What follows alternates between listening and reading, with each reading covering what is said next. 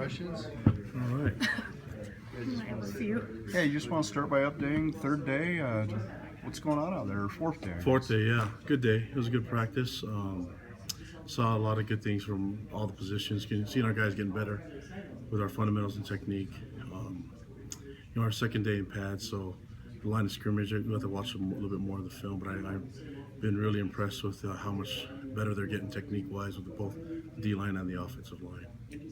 How have things changed since they put pads on? Well, I mean, it's a huge difference, but overall, it's mostly at the line of scrimmage, and we're not really doing a lot of banging and tackling right now, but we'll have opportunities to do that in the next couple practices. But for the most part, we want to make sure to be, assignment sound and have our offense and defense set. And then as soon as we're comfortable with that, we'll put the pads on and do some tackling. You mentioned last week you wanted to be a little more hands-on. Have you been able to do that? Yeah, a little bit more. I mean, I'm more comfortable with the defensive side, but I think my mind tends to gravitate towards the offense quite a bit. I'm always trying to hear what the play is, and I already know the scheme, but it's just more of just being familiar with the techniques that we're trying to teach these guys. I help out a lot more at the line of scrimmage with the O-line and with the D-line, and then I also help out with the backers and the running backs on the tight ends on the offense side. So today was a little bit more with the D-line and a little bit more time with some of the O-linemen, but yeah, overall it's been great. I'm having fun.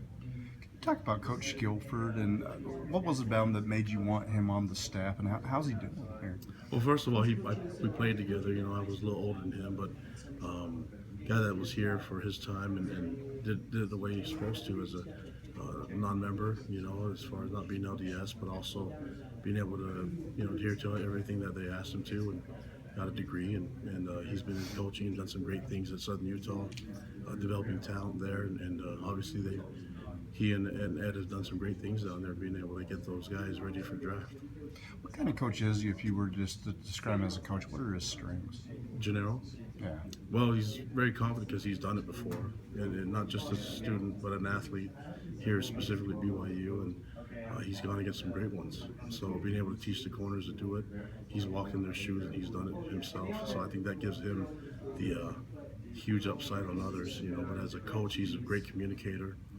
He doesn't have to be a loud guy, but he's very effective in the way he communicates with his DBs, with the corners specifically. How important is to have that guy that non-LDS kids can relate to on the coaching staff? How imperative is that? Well, it's important because that's we're about getting really good young men here, and they happen to be predominantly LDS, but those that aren't, I think it's good for them to have someone as an example and someone that's done it, and that is excited to come back home and come back and coach. So Gennaro and Ed, those guys provide that for our coaching staff and provide for our team. How do things change for the offensive and defensive line once pads? Well, I know when they're now with now their pads on, they can't really go as hard as they would normally go. Has it changed since you guys put the pads on for them, especially? Yeah, that specifically is just with them, being able to finish blocks and hold his old lineman and grab his D lineman. So yeah, all that stuff translate better when you have shoulder pads and helmets on. But for us, it's more about finishing, specifically the O-line, being able to finish blocks and be able to stay on the double team. When you don't have the shoulder pads on, it's difficult to do that, especially trying to keep everybody healthy. You said you gravitated today to the defensive line. You've had a number of linebackers make the transition to maybe defensive end. How are those guys looking? They're doing great. We've been really, I think we've been kind of just shuffled guys in and out through that position, but I think that it's important for everyone to understand how to play D-end, as an outside backer and inside backer. So I think trying to find the best mix and trying to find the best guys that can be a pass rusher and then also hold the edges in the run game. It's important for us to get a good look from everyone, especially now we have pads on. So those guys are doing well. We have a big number of guys that can play D-end for us, and we're kind of going through them right now, and so far it's been really good. It's been positive with the guys that have been able to get those reps.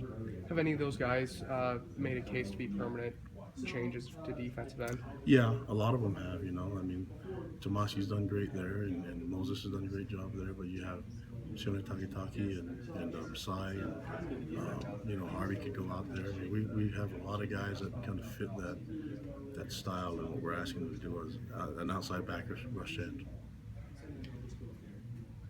So you see Good. Ty Dittmer's offensive scheme unfold these last couple of weeks. How comfortable are you with his system?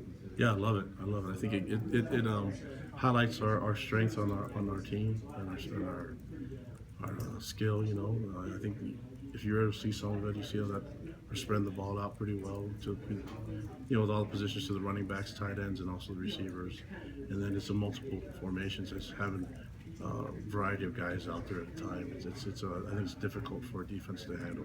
So I think we're having some good battles right now, and I've been extremely pleased with how Ty's handling the offense and how he's doing the defense, and really happy with the special teams and progress we're making right now. So far it's all good. We'll just see if we can keep this going. Coach, you moved a bunch of bodies over to tight end just to kind of find somebody at that position. How are those guys adjusting to the new position that you moved into? They're doing well. They're making plays, and a lot of it is the scheme that I think that Ty's put in. A lot of it is Coach Clark coaching his guys well, and a lot of it has to do with those guys being great athletes, you know. But being tight end is difficult. It's not just about catching the ball. You have to be able to block, and you have to do a bunch of different things, which is why it's an important position for us to have. And it's hard for us to judge it right now, but I know they're getting coached well, and I know they're giving it everything they have, and they're, you know, the technique and the things that they're showing so far has been impressive. Are there any standouts of guys like maybe Josh Weeks, how he's doing the first time putting his hand in the ground and having to deal with that? Well, it's weird because a lot of the guys do well in so many different things, and they all have their own strengths. You know, some block better, some receive better. So it's just a matter of them putting it all together and being a complete package. And so that's the goal. And if guys have to gain weight and get stronger, or you know, be more athletic, then we got to find a way to get that done. So I don't know if I can name anybody right now. We don't have a depth chart set yet, but we will have a tight end on the field by the time fall comes.